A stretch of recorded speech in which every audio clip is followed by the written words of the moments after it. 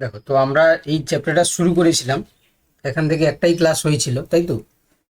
আমরা মূলত হচ্ছে কি ব্লাডের কম্পোজিশন ফাংশনটা পড়েছিলাম, তার পাশাপাশি origin and function of plasma protein এটা আমরা পড়েছিলাম।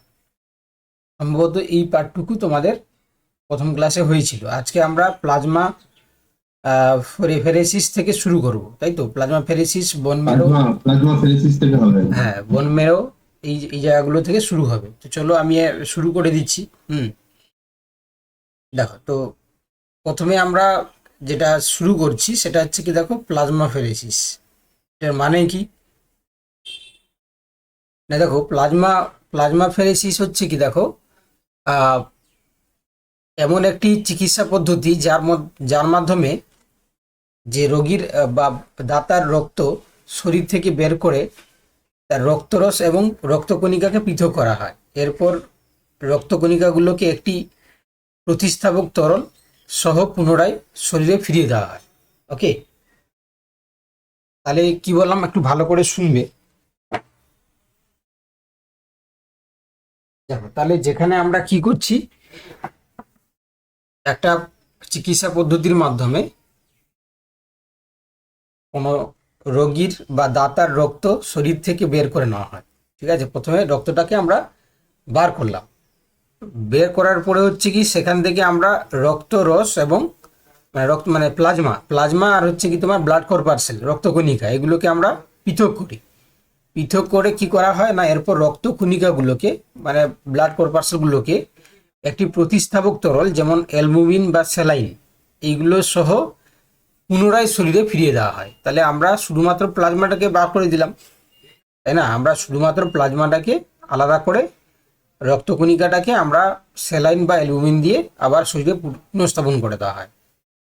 এবার প্লাজমা ফেরেসিসের প্রকারভেদ দেখো, দুটো টাইপস রয়েছে, একটা থেরাপিউটিক প্লাজমা ফেরেসিস, একটা ডোনার প্লাজমা ফেরেসিস।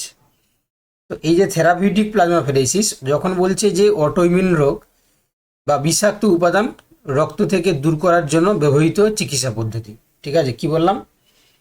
তাহলে থেরাপিউটিক প্লাজমা ফেরেসিস হচ্ছে কি এমন একটা পদ্ধতি যেখানে অটোইমিউন রোগ বা বিষাক্ত উপাদান রক্ত থেকে দূর করার জন্য আমরা এই পদ্ধতিটাকে ব্যবহার করি। জাস্ট কি করা হলো না, ব্লাডটাকে না হলো সেখান থেকে প্লাজমাটাকে আলাদা করে যে রক্তকণিকাগুলো থাকছে তার সাথে আমরা কি করছি না, অ্যালবুমিন বা স্যালাইনটাকে মিশিয়ে আবার শরীরের মধ্যে প্রবেশ করে দিচ্ছি। এটাকে বলা হচ্ছে থেরাপিউটিক প্লাজমা ফেরেসিস। কি বলা হচ্ছে? Therapeutic plasma pheresis. আর ডোনার প্লাজমা ফেরেসিস কাকে বলছি আমরা? ডোনার প্লাজমা ফেরেসিস হচ্ছে কি, দেখো, এমন একটা পদ্ধতি যেখানে স্বাস্থ্যবান দাতার শরীর থেকে শুধুমাত্র প্লাজমা সংগ্রহের প্রক্রিয়া, তাই না? আমরা কোনো একটা দেখবেই, যারা হচ্ছে কি তোমার হেলদি মানুষ, তাদের থেকে শুধুমাত্র আমরা প্লাজমা সংগ্রহ করছি, করার মাধ্যমে সেই প্লাজমাটাকে আমরা অন্য কাউকে ডোনেট করব। ঠিক আছে, তো তার জন্য আমরা এই ডোনার প্লাজমা ফেরেসিসটাকে করিয়ে থাকি। তাহলে দু প্রকারের প্লাজমা ফেরেসিস, একটা থেরাপিউটিক, একটা ডোনার। আশা করি দু প্রকারের বুঝতে পেরেছো। তাহলে থেরাপিউটিক প্লাজমা ফেরেসিসে কোনো অটোমিউন ডিজিজ কিংবা কোনো বিষাক্ত পদার্থ রক্ত থেকে দূর করার জন্য আমরা করে থাকি। আর নর্মালি কাউকে দান করার জন্য কোনো স্বাস্থ্যবান মানুষ থেকে যখন আমরা প্লাজমা সংগ্রহ করি তখন তাকে বলা হয় ডোনার প্লাজমা ফেরেসিস। এবার দেখো, এখানে ক্লিনিক্যাল অ্যাপ্লিকেশন মানে বুঝতে পেরেছো চিকিৎসার ব্যবহার কোথায় কোথায় করবো আমরা। অলরেডি তোমরা দেখলে যে যাদের ক্ষেত্রে অটোইমিউন ডিজিজ রয়েছে, তাই না? অটোইমিউন ডিজিজ এখানে দেখো বলছে যে গিলিয়ান বারে সিনড্রোম এবং হচ্ছে তোমার মাইস্থেমিয়া গ্রেভিস, তাই না? সিস্টেমিক লুটাস এরিথেমেটোসাস এর মতন যে সমস্ত ক্ষতিকারক তোমার হচ্ছে কি অটোইমিউন ডিজিজ, তাই না? অটোইমিউন ডিজিজ মূলত তোমরা জানো যে নিজের শরীরের কে হচ্ছে কি সে শত্রু হিসাবে মনে করে, তাই না? হ্যাঁ, হ্যাঁ, বলো। স্যার বলছি যে অটো ইমিউন ডিজিজের ক্ষেত্রে তো নিজের শরীরে অ্যান্টিবডিটাই তার শত্রু হয়ে যায়। হুম। তো সেক্ষেত্রে এই যেটা থেরাপিউটিক প্লাজমা ফেরেসিস বলছে অটো ইমিউন রোগের ক্ষেত্রে দূর করার জন্য ব্যবহার করা হয়, তাহলে যদি মানে এটা যদি বের করে, প্লাজমাটাকে যদি বের করে, তাহলে মানে সেই রোগটা তো সারলো না ঠিকঠাক ভাবে। ওটা না মানে রোগটা তো পুরোটা সারলো না, সেটা ঠিক আছে, কিন্তু যখন হচ্ছে কি তোমার প্লাজমাতে তার যে অ্যান্টিবডি যেটা তৈরি করে যেটা ক্ষতিকারক পদার্থ সেটা তো তোমার তার প্লাজমাতে থেকে থাকছে, তো সেটাকে আমরা সরিয়ে দিচ্ছি। তো ইনিশিয়ালি সে ক্ষতিকারক প্রভাব থেকে কিছুটা হচ্ছে কি তোমার মুক্ত হচ্ছে, পুরোপুরি ঠিক হচ্ছে না, এটা ঠিক বলেছো, পুরোপুরি ঠিক হচ্ছে না। এটা তো অ্যান্টিবডিটা তো তার রয়েই যাচ্ছে, মানে একদম এটা তো লিম্ফোসাইটটা তো রয়েই যাচ্ছে। হ্যাঁ, পুরোপুরি ঠিক করা যাবে না অটোইমিউন ডিজিজগুলোকে, ঠিক আছে, জাস্ট হ্যাঁ, সাময়িক সময়ের জন্য তার যে ক্ষতিকারক প্রভাব থেকে আমরা রক্ষা করার জন্য এটা করে থাকছি, ঠিক আছে। যাই হোক, দেখো আর কি, দেখো বলছে থ্রম্বোটিক থ্রম্বোসাইটোপেনিক পেনিক পারপুরা, রক্তে অস্বাভাবিক ক্লোট তৈরি রোধে, তাই না? মানে কি হয় এক্ষেত্রে, নিজের ব্লাডের মধ্যেই ক্লোট তৈরি হয়ে যায়, মানে ব্লাড ক্লোটিং হয়ে যায়, তো সেখানে সেই রক্তে অস্বাভাবিক যে ক্লোট যাতে তা তৈরি না হয় সেটাকে হচ্ছে কি তোমার প্রিভেন্ট করার জন্য আমরা এই থ্রম্বোসাইটোপেনিক পারপুরা রোধে আমরা করে থাকি। আর হচ্ছে দেখো প্লাজমা দান, কোনো ওষুধ বা ইমিউনোগ্লোবিন প্রোটিন তৈরি করার জন্য, তাই না? এই ইমিউনোগ্লোবিন প্রোটিন তোমরা নিশ্চয়ই শুনেছো, ওই করোনার সময়ই প্লাজমা ফোরেসিস করা হতো, তাই না? তো সেটা ইমিউনোগ্লোবিন প্রোটিন তৈরি করার জন্য বা তোমার কোনো মেডিসিন তৈরি করার জন্য আমরা এই প্লাজমা দান করে থাকি, ঠিক আছে, প্লাজমা ফোরেসিস করে প্লাজমাটাকে দান করিয়ে থাকি। চলো এবার হচ্ছে কি আমরা পড়বো কি, বোন মেরো, খুব ইম্পর্টেন্ট একটা হচ্ছে কি তোমার পোর্শন, বোন মেরো বা অস্থিমজ্জা। তো দেখো আমাদের অস্থিমজ্জা হচ্ছে কি বড় হাড়ের অভ্যন্তরীণ ফাঁপা অংশে অবস্থিত এক প্রকার নরম, স্পঞ্জি এবং নমনীয় কলা, ঠিক আছে। তাহলে অস্থিমজ্জা আলাদা করে কোনো জায়গায় যে থাকবে তা নয়, এটা হচ্ছে কি আমাদের যে অস্থি রয়েছে না, হাড় রয়েছে, তার মধ্যে যেগুলো বড় হাড় তার অভ্যন্তর ভাগে একটা ফাঁপা অংশে অবস্থিত এক প্রকার নরম, স্পঞ্জি, একটা নমনীয় কলা, ঠিক আছে। এটি মানবদেহের প্রধান তোমার হিমোটোপোয়েটিক অঙ্গ হিসাবে কাজ করে, ঠিক আছে, যা রক্তকণিকাগুলোকে তৈরি করে। ওকে, তাহলে হিমাটোপোয়েটিক অর্গান হিসাবে কাজ করা মানে এখান থেকে অন্যান্য যে সমস্ত ব্লাড কর্পাসেলগুলো এই বোন ম্যারো থেকে তৈরি হবে। এবারে এটাকে দুটো ভাগে আমরা ভাগ করি, একটা দেখো রেড বোন ম্যারো, একটা আছে তোমার ইয়েলো বোন ম্যারো। যেটা রেড বোন ম্যারো এখানে প্রচুর রক্তবাহ স্টেম সেল সমৃদ্ধ থাকে, যেটা ইয়েলো বোন ম্যারো সেখানে আমরা কি দেখতে পাই না, মেদ বা চর্বি কোষ, এডিবোসাইট, এগুলো বেশি থাকবে। আচ্ছা, অবস্থান যদি দেখি আমরা, তাহলে পাঁজর, স্টারনাম, পেলভিস ও দীর্ঘ হাড়ের প্রান্তে থাকবে। আর যেটা ইয়েলো বোন ম্যারো এটা হচ্ছে তোমার দীর্ঘ হাড়ের মধ্যবর্তী ফাঁপা অংশে আমরা দেখতে পাবো। আচ্ছা, প্রধান কাজ কি না, সরাসরি রক্তকণিকাগুলোকে উৎপাদন করে, অর্থাৎ হিমাটোপোয়েসিস ঘটায়। আর এখানে হলুদ অস্থিমজ্জা যেটা, সেটা হচ্ছে তোমার চর্বি হিসাবে শক্তি সঞ্চয় করে, ঠিক আছে, চর্বি হিসাবে শক্তি সঞ্চয় করাই হলুদ অস্থিমজ্জার কাজ।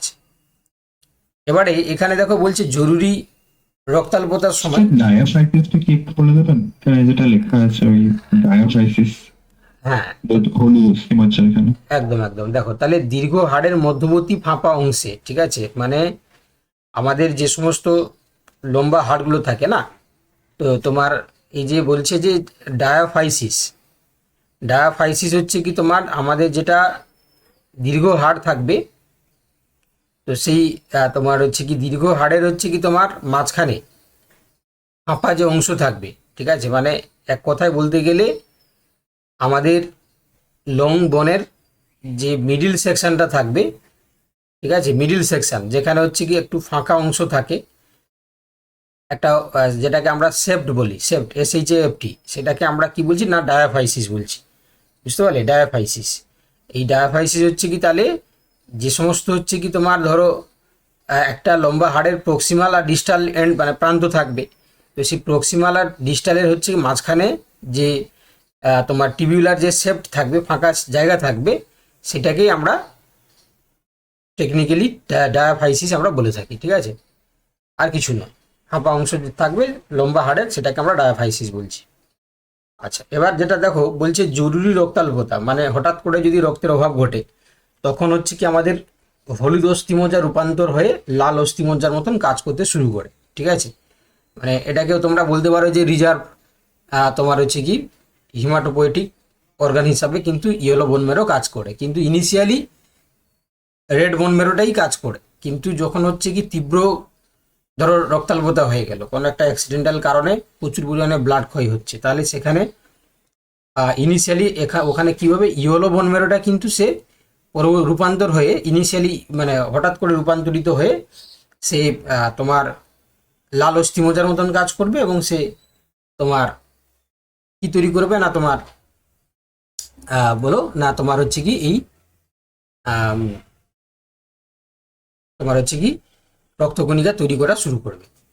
এবার দেখো, এবার রক্তের গঠনকারী উপাদান এবং তাদের উৎপত্তি এবং কাজ ভালো করে শুনবে। আমাদের রক্তের হচ্ছে কি প্রায় 45% অংশ গঠনকারী কণিকা সমূহকে আমরা কি বলি না ফর্মড এলিমেন্ট বলা হয়। ঠিক আছে, তাহলে রক্তের 45% অংশ গঠনকারী কণিকা সমূহকে আমরা কি বলি না ফর্মড এলিমেন্ট। এবার এদের হচ্ছে কি তোমার যে রক্তকণিকার উৎপত্তি বা হিমাটোপোয়েসিস যে প্রসেস, তো সেটা আমরা লক্ষ্য করি কি না সমস্ত রক্তকণিকা অস্থিমজ্জায় অবস্থিত প্লুরিপটেন্ট হিমাটোপোয়েটিক স্টেম সেল থেকে তোমার হচ্ছে উৎপন্ন হয়। ঠিক আছে, তাহলে প্লুরিপটেন্ট হিমাটোপোয়েটিক স্টেম সেল থেকে উৎপন্ন হয়। এটি দুটি প্রধান ধারায় বিভক্ত থাকে। একটা আছে দেখো মাইলোয়েড স্টেম সেল, একটা লিম্ফোয়েড স্টেম সেল। ঠিক আছে, তাহলে বলছি ওই প্লুরিপোটেন্ট আর টোটিপোটেন্ট এগুলো এইটা ডিফারেন্সটা একটু বলে দেবেন? দেখো টোটিপোটেন্টটা হচ্ছে কি আমরা তাকে বলবো, এটা যখন কি হয় কোনো একটা সেল থেকেই পুরো যে অর্গানিজমস মানে পুরো বডি তৈরি হওয়ার যে ক্ষমতা তাকে আমরা কি বলি টোটিপোটেন্সি, তাই না, টোটিপোটেন্ট।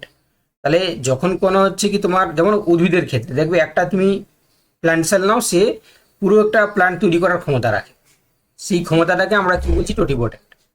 আর প্লুরিপোটেন্ট হচ্ছে কি তোমার যে সেলকে নিচ্ছ সেই সেল তৈরি করে দেবে বা যে টিস্যুকে নিচ্ছ সেই টিস্যু তৈরি করে দেবে। ওকে, তাহলে যে সেল বা যে টিস্যু থেকে সেই সেল বা সেই টিস্যু তৈরি করার যে ক্ষমতা তাকে আমরা কি বলছি না প্লুরিপোটেন্ট বলছি।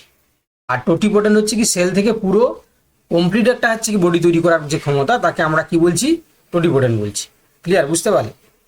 এবার দেখো, তাহলে সমস্ত রক্তকণিকা অস্থিমজ্জায় অবস্থিত প্লুরিপোটেন্ট হিমাটোপোয়েটিক স্টেম সেল থেকেই উৎপন্ন হয়, তবে দুটি ধারাই হয়, একটা মাইলেটেড স্টেম সেল, একটা লিম্ফয়েড স্টেম সেল। তো মাইলেটেড স্টেম সেল কি বলছে দেখো ভালো করে শুনে নাও না। মাইলেটেড স্টেম সেল যেটা RBC plus platelets, neutrophil, eosinophil, basophil, monocyte তৈরি করে, তাদেরকে আমরা কি বলছি মাইলেটেড স্টেম সেল। আর যারা লিম্ফয়েড স্টেম সেল তারা কি করে দেখো টি লিম্ফোসাইট, বি লিম্ফোসাইট এবং হচ্ছে ন্যাচারাল কিলার সেল, এই তিনটে শুধু তৈরি করে, তারা হচ্ছে কি তোমার লিম্ফয়েড স্টেম সেল। তাহলে আমাদের যে প্লুরিপোটেন্ট হিমাটোপোয়েটিক স্টেম সেল রয়েছে তারা হচ্ছে কি তোমার মূলত হচ্ছে কি তোমার কি বলবো তারা হচ্ছে কি তোমার দু প্রকারে ভাগ থাকে, একটা মাইলেটেড স্টেম সেল, একটা lymphoid stem cell. Myeloid stem সেলটাই মেজরলি কাজ করে সবটাই, শুধু লিম্ফয়েড স্টেম সেল যেটা টি লিম্ফোসাইট, বি লিম্ফোসাইট এবং হচ্ছে তোমার ন্যাচারাল কিলার সেল তৈরি করে। এটা খুব গুরুত্বপূর্ণ, ঠিক আছে, মাথায় রাখবে ভালো করে, পরীক্ষায় আসবে এই জায়গা থেকে কোশ্চেন। ঠিক আছে, চলো এবার আমরা দেখবো আমাদের প্রধান রক্তকণিকা এবং তাদের বিবরণগুলো। ঠিক আছে, তো এখানে প্রধান রক্তকণিকা বলতে আমরা আরবিসি, ডাব্লিউবিসি এবং প্লেটলেট। কি গো? হ্যাঁ পড়াচ্ছি, বলো কি বলছো। হ্যাঁ ঠিক আছে, দেখো তাহলে কি বললাম, দেখো আমাদের রক্তকণিকা হচ্ছে তিন প্রকারের হয়। একটা দেখো লোহিত রক্তকণিকা, আর হচ্ছে শ্বেত রক্তকণিকা, অনুচক্রিকা। এবার লোহিত রক্তকণিকা দেখো মূলত হচ্ছে কি পোয়েসিস। ঠিক আছে, এরিথ্রোপোয়েসিস অর্থাৎ এটা হচ্ছে তোমার উৎপত্তি যেটা আমরা বলছি, মানে সেই উৎপত্তি পদ্ধতিটাকে বলছি এরিথ্রোপোয়েসিস, আরবিসির যে উৎপন্ন হচ্ছে। এবারে তার জন্য পুরো পরিথ্রম্বোপ্লাস্ট, সেখান থেকে রেটিকুলোসাইট, সেখান থেকে পরিণত আরবিসি। ঠিক আছে, তাহলে এই তিনটে স্টেপ পরিবর্তন মানে তোমার চেঞ্জ করার মাধ্যমে আমাদের আরবিসি তৈরি হয়। এবারে কিডনি থেকে নিঃসৃত এরিথ্রোপোয়েটিক হরমোন এই প্রক্রিয়াকে কিন্তু উদ্দীপিত করে, তাই না? তাহলে পরিথ্রোব্লাস্ট, সেখান থেকে রেটিকুলোসাইট থেকে আরবিসি তৈরি হচ্ছে, তার জন্য আমাদের কিডনি থেকে একটা বিশেষ হরমোন, তার নাম হচ্ছে এরিথ্রোপোয়েটিন, যেটা কিনা এই এরিথ্রোপোয়েসিসে মানে এরিথ্রোপোয়েসিসকে উদ্দীপিত করে। আচ্ছা, এবার দেখো আমাদের হচ্ছে আরবিসির যদি গড় আয়ু দেখি আমরা, তাহলে এটা হচ্ছে কি তোমার 120 দিন, এবং পুরুষের ক্ষেত্রে প্রায় 4.5 থেকে 5.5 মিলিয়ন পার ঘন মিলি হচ্ছে কি পরিমাণ আমরা দেখতে পাই। ঠিক আছে, আর নারী বা তোমার হচ্ছে কি মহিলাদের ক্ষেত্রে এটা দেখো 4.0 থেকে 5.0 মিলিয়ন পার ঘন মিনিট পরিমাণ আমরা দেখতে পাই। ঠিক আছে, এটা সংখ্যা। ঠিক আছে, এবার এটা যেহেতু হচ্ছে কি আমরা একটা স্ট্যান্ডার্ডাইজ মান বলছি, কারো কারো ক্ষেত্রে একটু এপাশ সেপাশ ভেরি করতে পারে। ঠিক আছে, আচ্ছা কাজ কি দেখো, হিমোগ্লোবিনের সাহায্যে ফুসফুস থেকে মানে তোমার হচ্ছে কি কোষ পর্যায়ে O2 পৌঁছানো এবং CO2 ফিরিয়ে আনা। আচ্ছা আর কি করে না, এটা রক্তের হচ্ছে অ্যাসিড ক্ষার ভারসাম্য মানে সামঞ্জস্যটাকে রক্ষা করে, তাই না? কারণ এদের মধ্যে বাফার সিস্টেম থাকে, হিমোগ্লোবিন বাফার থাকে। আর এখানে বলা নেই, তোমরা জানো যে এরা আমাদের খাদ্য বস্তু কণাগুলোকেও পরিবহনে সাহায্য করে, তাই না?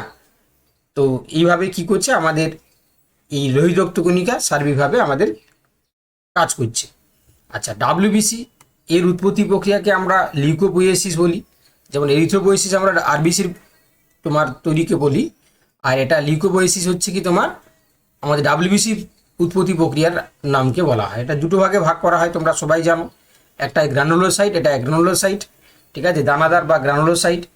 এই গ্রানুলোসাইটের মধ্যে দেখো তোমার নিউট্রোফিল, ইওসিনোফিল এবং বেসোফিল। ঠিক আছে, মানে এই তিনটে WBCর যে ভাগ, এরা কিন্তু হচ্ছে গ্রানুলোসাইট নামে পরিচিত। ভালো করে শুনবে, নিউট্রোফিল প্রায় অ্যাপ্রক্স 60 থেকে 70%, যেটা ফেগোসাইটোসিস প্রক্রিয়ার সরাসরি ব্যাকটেরিয়াকে গ্রাস করে। ঠিক আছে, এটা কি করছে, ফেগোসাইটোসিস প্রক্রিয়ার মাধ্যমে সরাসরি ব্যাকটেরিয়াকে গ্রাস করতে পারে। আচ্ছা ইওসিনোফিল তোমরা জানো যে এটা 2 থেকে 4% থাকছে, এটা অ্যালার্জি প্রতিরোধ করে, পরজীবী ধ্বংস করে। ইওসিনোফিল 0.5 থেকে 1% থাকছে, যেটা অ্যালার্জির সময় হিস্টামিন সিক্রেশন করে আর রক্তে জমাট বাঁধা রোধে হেপারিন নিঃসরণ করে। হেপারিন তোমরা জানো আমাদের ন্যাচারাল তোমার এন্টি হচ্ছে কোয়াগুলেন্ট সাবস্টেন্স, যেটা আমাদের ব্লাড ভেসেলের মধ্যে থাকে, যেটা রক্তসঞ্চালনটাকে রোধে সাহায্য করে। ঠিক আছে, আচ্ছা এবার এখানে তাহলে ওই ইওসিনোফিল আর বেসোফিল কি কমপ্লিমেন্টারি হিসেবে কাজ করে, মানে ইওসিনোফিল কমপ্লিমেন্টারি ঠিক নয়, মানে বেসোফিলটা হচ্ছে কি হিস্টামিন ক্ষরণ করে দেয়, আর মানে হিস্টামিন হিস্টামিনের জন্য তো স্যার অ্যালার্জিটা হচ্ছে, এবারে অ্যালার্জি। হ্যাঁ হিস্টামিন হচ্ছে কি তোমার দেখো, এবার যেটা ইওসিনোফিল সে কি করছে, যে অ্যালার্জেন যেন অ্যালার্জিটা হচ্ছে সেই অ্যালার্জেনটাকে ধ্বংস করছে। ঠিক আছে, মানে এই যে পরজীবীটাকে ধ্বংস করে অ্যালার্জিটাকে আমাদের প্রিভেন্ট করছে, বুঝতে পারলে, অ্যালার্জিটাকে প্রিভেন্ট করছে। চলো এবার দেখো, এবার বলছে দানাদার বা অ্যাগ্রানুলোসাইটস। তো এটার মধ্যে দুটো ভাগ রয়েছে, একটা দেখো মনোসাইট, একটা লিম্ফোসাইট। মনোসাইট দেখো 3 to 8% থাকবে, এরা রক্ত থেকে টিস্যুতে প্রবেশ করে ম্যাক্রোফাজ হিসাবে পরিণত হয়। ঠিক আছে, যদি ম্যাক্রোফাজ হওয়া মানে কি করবে, সে জীবাণুগুলোকে ধরবে, একে একে তাকে মারবে। ঠিক আছে, আর লিম্ফোসাইট হচ্ছে কি এটা 20 থেকে 25% থাকছে। এবার এদের দুটো ভাগ থাকে, একটা বি এবং টি লিম্ফোসাইট। তো বি লিম্ফোসাইট হচ্ছে অ্যান্টিবডি তৈরি করে অনাক্রমতা প্রদান করছে, তাই না? এবং টি লিম্ফোসাইট সরাসরি সংক্রামিত কোষ ধ্বংস করে, যেটাকে আমরা সেল মিডিয়েটেড ইমিউনিটি প্রদান করে। ঠিক আছে, আর বি লিম্ফোসাইট হচ্ছে অ্যান্টিবডি তৈরি করে আমাদের ইমিউনিটিটাকে মেনটেন রাখে। Humoral immunity. একদম, তাহলে এটা হচ্ছে কি তোমার রসভিত্তিক বা হিউমোরাল ইমিউনিটিটাকে মেনটেন করছে। চলো এবার আমরা দেখবো অনুচক্রিকা। অনুচক্রিকার ক্ষেত্রে দেখো মূলত হচ্ছে কি, এখানে তোমরা প্রত্যেকেই জানো যে অনুচক্রিকা যেটাকে আমরা থ্রম্বোসাইটস বা প্লেটলেটস বলি, তো এর উৎপত্তি পদ্ধতিটাকে আমরা থ্রম্বোপোয়েসিস আমরা বলি। এটা অস্থিমজ্জার তোমার দানবীয় কোষ মানে মেগাক্যারিওসাইটের ফ্র্যাগমেন্টেশন থেকে তৈরি হয়। ঠিক আছে, আমাদের অস্থিমজ্জায় একটা মেগাক্যারিওসাইট থাকবে, তার যখন হচ্ছে কি ফ্র্যাগমেন্টেশন ঘটে, তখন হচ্ছে কি আমাদের এই প্লেটলেট বা থ্রম্বোসাইট তৈরি হয়। এবারে এর আয়ু বা সংখ্যা যদি আমরা লক্ষ্য করি মানুষের ক্ষেত্রে, তাহলে এটা প্রায় 7 থেকে 10 দিন হচ্ছে কি বাঁচবে গড়ে আর কি। ঠিক আছে, স্বাভাবিক সংখ্যা হচ্ছে কি তোমার 1.5 থেকে 4 লাখ পার ঘন মিলিতে আমরা দেখতে পাবো। আচ্ছা এবার কাজ হচ্ছে কি, তোমরা জানো যে রক্তনালী ক্ষতিগ্রস্ত হলে তার যে প্লাক তৈরি করে প্রাথমিক রক্তপাত বন্ধ করে, তাই না? কারণ হচ্ছে কি এটা মূলত হচ্ছে কি এদের মধ্যে ব্লাড ক্লোটিং ফ্যাক্টরগুলো থাকে, যারা কি করে এইভাবে প্লেটলেট প্লাক তৈরি করার মাধ্যমে রক্তপাতটাকে প্রাথমিকভাবে বন্ধ করে দেয়। আচ্ছা ক্লোটিং ফ্যাক্টর এবং থ্রম্বোপ্লাস্টিন নিঃসরণ করে রক্ত জমাট বাঁধতে সাহায্য করে, মানে অবভিয়াসলি যেখানে কেটে যাবে, মানে হঠাৎ করে আবার ইন্টারনাল ক্লোটিং করবে না, যেখানে কেটে যাবে সেখানে কিন্তু সেই মানে যে রক্ততঞ্চনের যে ফ্যাক্টরগুলো তারা অ্যাক্টিভ হবে, দিয়ে সেখানে কিন্তু ব্লাড কোয়াগুলেশনে সাহায্য করবে, যেটা আমরা আলাদা করে এখানে আছে পড়ব। তো তার আগে চলো আমরা কিছু কোশ্চেন এখানে রেখেছি তোমাদের জন্য, সেগুলো করে নিই। ফার্স্ট কোশ্চেন বলেছে যে অস্থিমজ্জায় অবস্থিত কোনো আদিকোষ থেকে রক্তের সমস্ত প্রকার কণিকা উৎপন্ন হয়, ঠিক আছে? তাহলে কোথা থেকে তৈরি হয় আর কি, সেটাই জিজ্ঞাসা করেছে।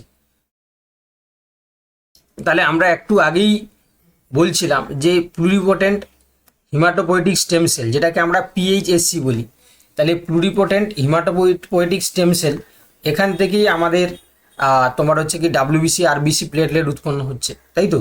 তাহলে অপশান কী হয়ে যাবে? Option B. Option B is the right answer. চলো এবার ভালো করে শুনবে।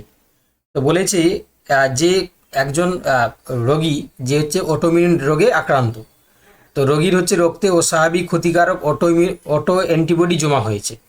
চিকিৎসকরা রোগীর রক্ত থেকে কোষীয় উপাদানগুলো অপসারণ না করে কেবল প্লাজমা এবং ক্ষতিকারক প্রোটিন বের করে নেয় এবং কৃত্রিম প্রতিস্থাপক তরল পুনরায় শরীরে প্রবেশ করান। এই বিশেষ চিকিৎসা পদ্ধতির নাম কি? দেখো, তাহলে যদিও আমরা পড়লাম, তাও আলাদা করে দেখে নিলাম যে জিনিসটা হচ্ছে কি, যেটাকে আমরা প্লাজমা ফোরেসিস আমরা বলে থাকি। তাহলে option B is the right answer, তাই না? অবভিয়াসলি তোমরা সবাই সঠিক উত্তরই বলেছো, তাহলে এখানে অপশান বি যারা যারা বলেছো একদম সঠিক উত্তর। চলো কোয়েশ্চন নাম্বার 3 ভালো করে দেখো। বলছে যে রক্তকণিকার কার্যাবলী সম্পর্কিত নিচের বাক্যগুলি বিবেচনা করো। নিউট্রোফিল মনোসাইট মূলত ফ্যাগোসাইটিস প্রক্রিয়ায় জীবাণু গ্রাস করে। বেসোফিল রক্তে অ্যালার্জিকে প্রতিক্রিয়া হিস্টামিন এবং রক্ত জমাট বাঁধা রোধে হেপারিন নিঃসরণ করে। বি লিম্ফোসাইট সরাসরি সংক্রামিত কোষ ধ্বংস করে এবং টি লিম্ফোসাইট অ্যান্টিবডি তৈরি করে, তাই না? আমাদেরকে বলতে হবে যে কোনগুলো সঠিক সেটা আমাদেরকে বলতে হবে। বলো কোনগুলো সঠিক হবে?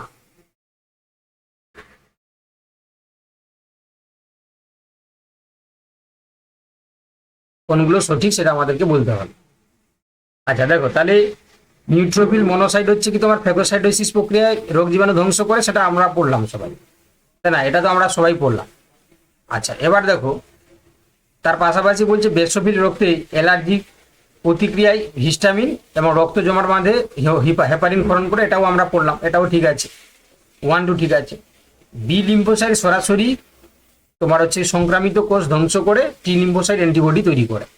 দেখো একটু আগে আমরা বললাম, দেখো তোমরা মনে রাখবে যে বি লিম্ফোসাইট এটার হচ্ছে কি তোমার বার্সাও ফেব্রিসিয়াস থেকে নামকরণ হয়েছে, আর টি লিম্ফোসাইট হচ্ছে কি তোমার থাইমাস, তাই না?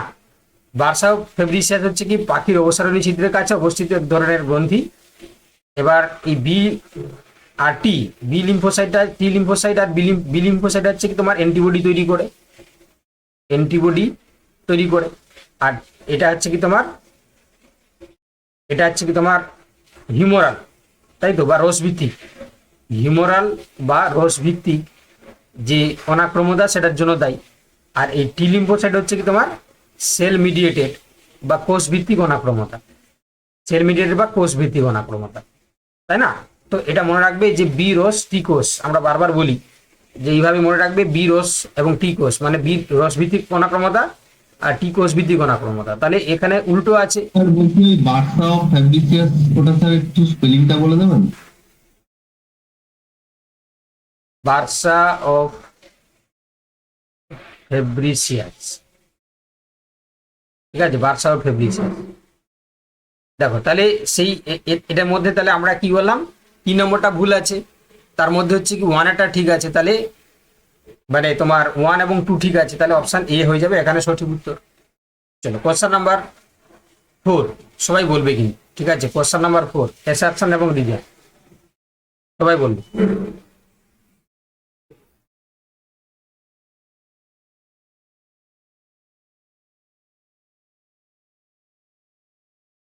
আচ্ছা যাই হোক, এখানে বলেছে পরিণত লোহিত রক্তকণিকা তার নিজস্ব শক্তি ও এটিপি চাহিদার জন্য সম্পূর্ণরূপে অ্যানারোবিক গ্লাইকোলাইসিসের উপর নির্ভর করে। আচ্ছা তার পাশাপাশি বলছে রিজনে বলছে এরিথ্রোপোয়েসিস প্রক্রিয়ার শেষ ধাপে পরিণত আরবিসি থেকে নিউক্লিয়াস এবং মাইটোকন্ড্রিয়া সহ সকল অঙ্গাণু অপসারিত হয়, তাই না? দেখো তাহলে এখানে আমরা কি কোনটাকে উত্তর বলবো বলো? দেখো তাহলে দুটোই ঠিক এবং তার সঠিক ব্যাখ্যা, নাকি হচ্ছে কি তোমার সঠিক ব্যাখ্যা নয়? আমি দেখতে পাচ্ছি ম্যাক্সিমাম জন এখানে বি বলেছে, তাই না? চলো বাকিরা একটু বলুক, তারপরে না হয় করবো। 4-5 জন বলেছে উত্তর। এটা কিন্তু ভালো কোশ্চেন, তাই না? আমাদের আরবিসির ম্যাচুরেশন নিয়ে কোশ্চেন আছে এবং তার ফাংশন নিয়ে কোশ্চেন আছে, তাই না? আমাদেরকে বলতে হবে যে কোনটা সঠিক উত্তর, ঠিক আছে? দেখো এখানে যারা যারা মানে তোমরা ডি বলছো বা বি বলছো তারা কিন্তু একদম সঠিক নয়, ঠিক আছে? এটা কিন্তু উত্তর হয়ে যাবে অপশান এটাই হবে। তার কারণ ভালো করে দেখো, এখানে পরিণত বা ম্যাচিওর আরবিসি আমাদের তাদের নিজস্ব শক্তি এবং এটিপি চাহিদা পূরণের জন্য সেটা কিন্তু অ্যানারোবিক গ্লাইকোলাইসিস করে। কেন করে না? তার কারণ হচ্ছে কি, তার মধ্যে মাইটোকন্ড্রিয়া থাকে না। কারণ ম্যাচিওর হয়ে গেলে আরবিসি সহ মাইটোকন্ড্রিয়া তারা বিমুক্ত হয়ে যায়, মানে কি হয়, অপসারণ করে দেয়, যাতে বেশি পরিমাণে অক্সিজেন ক্যাপাসিটি বাইন্ডিং ক্যাপাসিটিটাকে তৈরি করতে পারে। তো এই জন্য এরিথ্রোপোয়েসিস প্রক্রিয়ার শেষ ধাপে আরবিসি এবং হচ্ছে মাইটোকন্ড্রিয়া অপসারিত করার কারণে তার মধ্যে কিন্তু এই অ্যানারোবিক রেসপিরেশন হয়। তাহলে সঠিক ব্যাখ্যা, তাহলে অতএব হচ্ছে কি অপশান এ হলে সঠিক হবে, ঠিক আছে? এখানে আমি দেখতে পাচ্ছি এ শুধু অনিতা বলেছে, ঠিক আছে? বাকিরা কিন্তু কেউ বলতে পারেন। চলো কোশ্চেন নাম্বার 5। দেখো বলেছে যে অণুচক্রিকা বা প্লেটলেট যখন স্বাধীন কোনো পূর্ণাঙ্গ কোষ নয়, এটি অস্থিমজ্জায় কোনো বৃহৎ আকারের দানবীয় কোষের সাইটোপ্লাজমিক খণ্ডায়ন, ঠিক আছে, থেকে উৎপন্ন হয়। তাহলে কি বললাম? তাহলে অণুচক্রিকা বা প্লেটলেট স্বাধীন কোনো পূর্ণাঙ্গ কোষ নয়, এটি অস্থিমজ্জায় কোনো বৃহৎ আকারে দানবীয় কোষের সাইটোপ্লাজমিক খণ্ডায়ন থেকে উৎপন্ন হয়। তাহলে এটাকে বলা হচ্ছে মাইলোসাইট, লিউকোব্লাস্ট, মেগাক্যারিওসাইট নাকি প্রোমোসাইট? কি বলবে আমরা? এটা মেগাক্যারিওসাইট। দানব বলেছে মানে মেগাক্যারিওসাইট হবে, তাই না? দানব। চলো কোশ্চেন নাম্বার 6। হলুদ হচ্ছে অস্থিমজ্জা, লাল অস্থিমজ্জা মনোসাইট। এদের কাজগুলো বা স্থান বা বৈশিষ্ট্যগুলো দেওয়া হয়েছে। তো আমাদেরকে বলতে হবে যে কার সাথে কোনটা মিল আছে, তাই না? বলো কি হবে? Red bone marrow, yellow bone marrow, monocyte.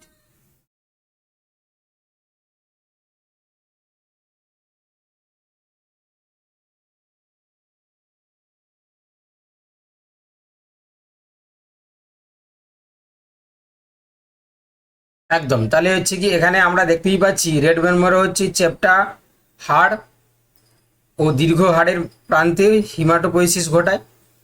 Yellow bone marrow হচ্ছে কি তোমাদেরকে বলা হলো যে প্রচুর মেডিবোসাইটিক সমৃদ্ধ শক্তি সঞ্চয় করে। আর হচ্ছে মনোসাইট হচ্ছে কি এরা ফেগোসাইটোসিস মাধ্যমে টিস্যুতে ম্যাক্রোফাজে পরিণত হয়। অপশান এ হবে। চলো রোহিত রক্তকণিকা তৈরি বা যেটাকে আমরা এরিথ্রোপোয়েসিস বলি, তার যে ধাপগুলো প্রথম থেকে শেষ পর্যন্ত ক্রমানুসারে সাজালে কোনটি হবে বলো?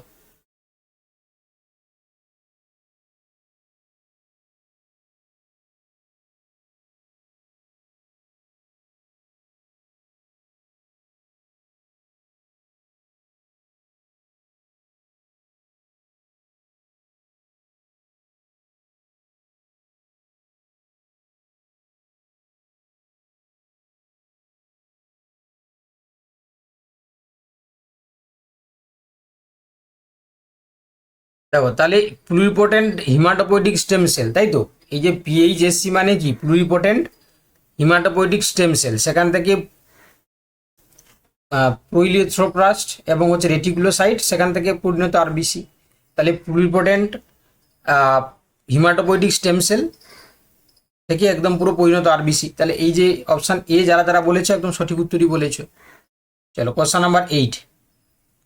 দীর্ঘস্থায়ী কিডনি রোগে আক্রান্ত রোগীর ক্ষেত্রে গুরুতর রক্তাল্পতা দেখা দেওয়ায় মূল কারণ কোনটি, তাই না? ক্রনিক যার কিডনি ডিজিজ হয় তাদের ক্ষেত্রে আমরা দেখতে পাই যে তার মধ্যে একটা এনিমিক কন্ডিশন তৈরি হয়। তার পিছনে কারণ কি? না কিডনি থেকে হেপারিন নিঃসরণ বন্ধ হওয়া, নাকি কিডনি কর্তৃক এরিথ্রোপয়েটিন হরমোন উৎপাদন ঘাটতি, তোমার স্প্লিন বা প্লিহাই রোহিত রক্তকণিকায় ত্বরান্বিত বিনাশ, অস্থিমজ্জা অনুচক্রিকার সংখ্যা অস্বাভাবিক বৃদ্ধি পাওয়া, তাই না? তাহলে এখানে উত্তর হয়ে যাবে অপশান বি, কিডনি কর্তৃক এরিথ্রোপয়েটিক হরমোন উৎপাদনের ঘাটতি, তাই না? Option B is the right. আগেরটা এ হলো তো, আগেরটা 7 নম্বরেরটা। হ্যাঁ। চলো কোশ্চেন নাম্বার হচ্ছে কি 9।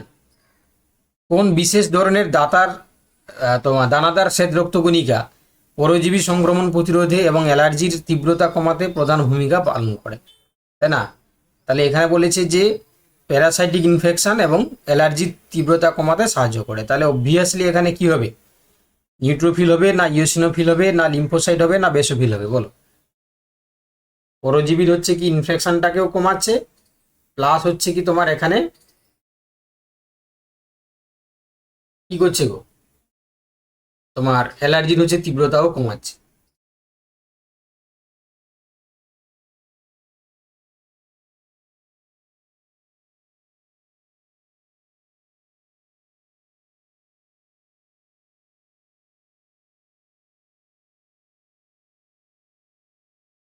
একদম, যারা বি বলেছে একদম ঠিক আছে, ইওসিনোফিল, তাই না, ইওসিনোফিল।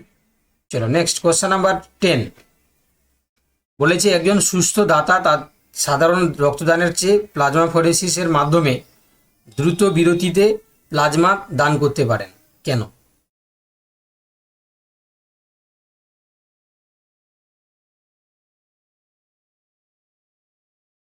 বলেছে প্লাজমা দান করলে রক্তকণিকার সংখ্যা দ্বিগুণ হয়ে যায়, প্লাজমায় থাকা জল প্লাজমা প্রোটিন যকৃত পানীয় জলের মাধ্যমে তোমার 48 থেকে 72 ঘন্টার মধ্যে পুনরায় তৈরি হয়ে যায়। তারপরে বলেছে যে প্লাজমা ফোরেসিসে কোনো রক্তবাহের প্রয়োজন পড়ে না, প্লাজমা দানে লোহিত রক্তকণিকার আয়ু বেড়ে যায়। বলো কি হবে?